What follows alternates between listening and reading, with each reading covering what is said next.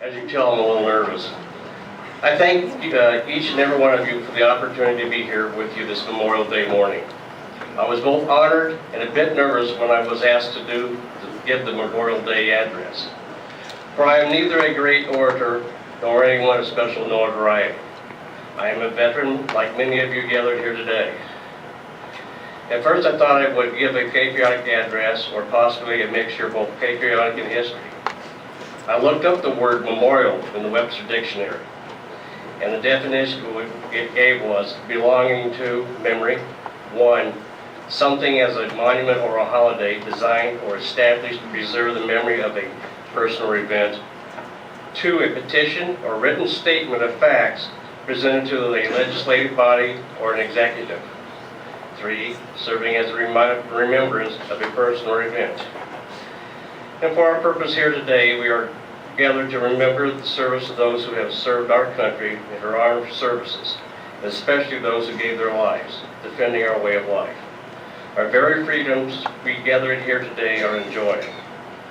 Throughout our nation's history, many young men and women have set aside their daily lives to answer our nation's call, whether it was on the battlefields of Gettysburg, Bull Run, the trenches of France, the beaches of Normandy, and the islands of the South Seas, the ever-changing climate of the Korean Peninsula, or the jungles of Vietnam and the sands of the Middle East. And now the sands of Afghanistan, Iraq. This day, this weekend, people all over the country will venture out to take out the lake and family barbecues for a 3-day weekend. But we here today know what this day represents. As General John Logan stated in his General Order Number 11, dated 11th May, 1868, that the 30th day of May is designated for the purpose of strewing with flowers or otherwise decorating the graves of comrades who died in defense of their country during the late rebellion, and whose bodies now lie in almost every city, village, and hamlet churchyard in the land. In this observance, no form of ceremony is prescribed, but post and comrades will have, in their own way, will arrange such fitting services and testimonials of respect as circumstance may permit. He would further write in this order, we should guard their graves and sacred vigilance. All that the consecrated wealth and taste of the nation can add to their adornment and security is but a fitting tribute to the memory of her slain defenders. Let pleasant pass invite the coming and going of reverent visitors and fond mourners.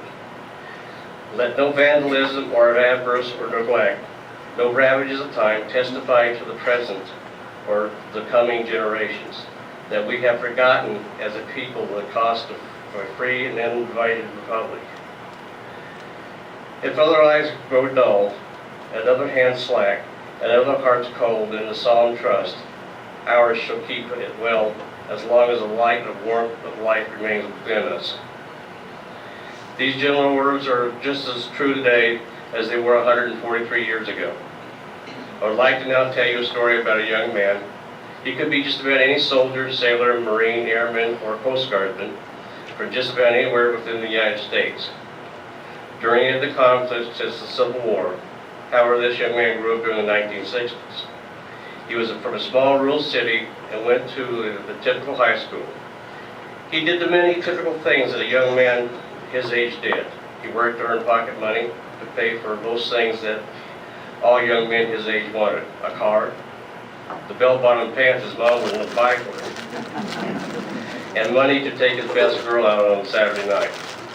As a youngster, this young man went every May weekend prior to Memorial Day with his mother and father and grandparents to help clean the grave sites and place flowers and flags on the graves of relatives he never knew, and the grave sites of total strangers with strange symbols on the headstones, the symbol of the Grand Army of the Republic, and the rings and surfaces of World War I, World War II, and Korean veterans.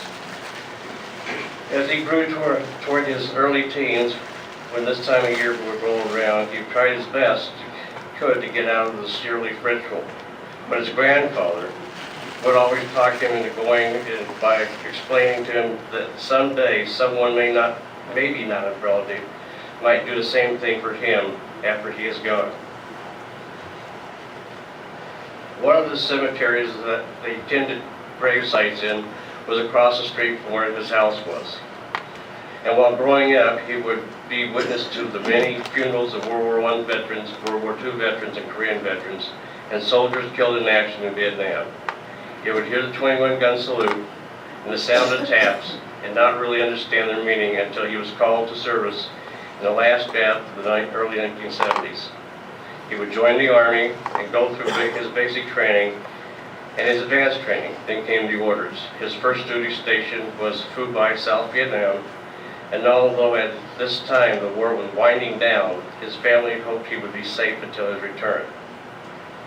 On his arrival at his duty station, he was cross-trained and assigned to an Army Security Agency air crew during airborne signal reconnaissance. The officers, the NCOs, and the other enlisted men he served with quickly became like family, as do all who serve together. During his tour, all went well. He flew many missions with a couple of near misses, but no real problems. Then came the late spring of 1974, 20 days before his 20th birthday. During a routine reconnaissance mission, the JRT-21 turboprop he was crewing on was hit and it went down. Although the pilot was able to keep the aircraft controlled before impact, the JRT-21 rolled right wing down into the jungle canopy and stopped in flames upside down. At this time, all of what his grandfather had told him as a team to get him to help clean the grave sites, the sound of 21-gun salutes and taps came flooding back. During the next 13 hours, many things would transpire.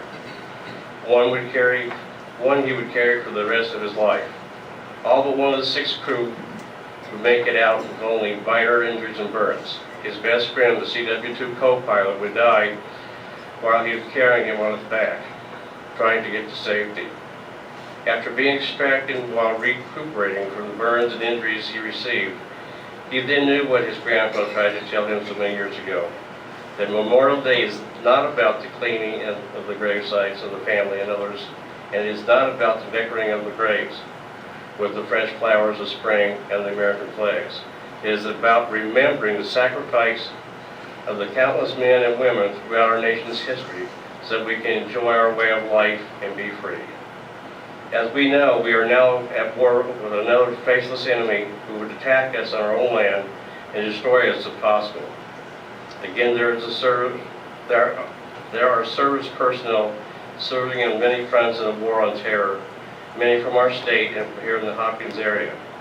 They too, like the young man, came from towns all over the nation, from many backgrounds with many hopes and fears. Many have given their lives to help us stay a free nation, free of fear of attack.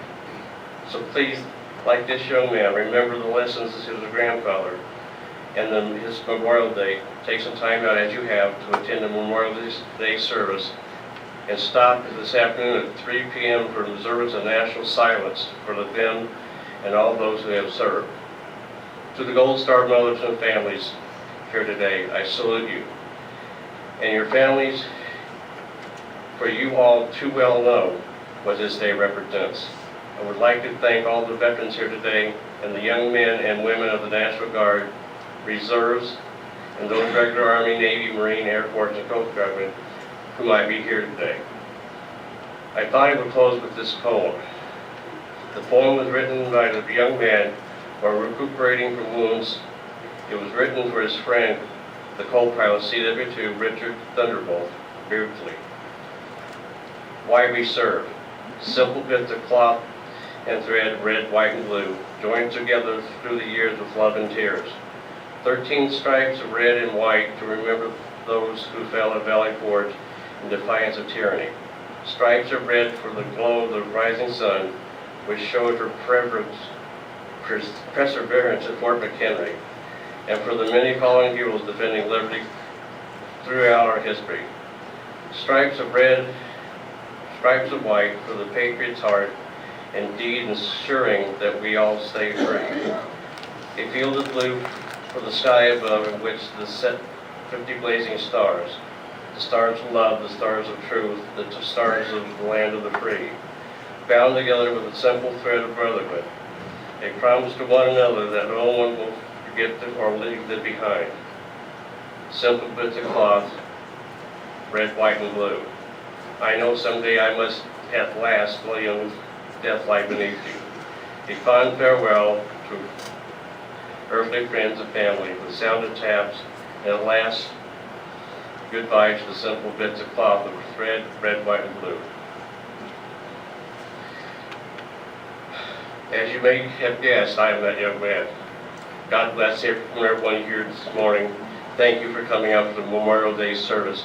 I wish we could have held it outside, but Mother Nature, she doesn't want to cooperate with us very often.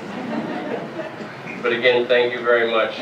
And remember our men and women who are fighting war on terror. Keep them in your heart. Keep them in your prayers.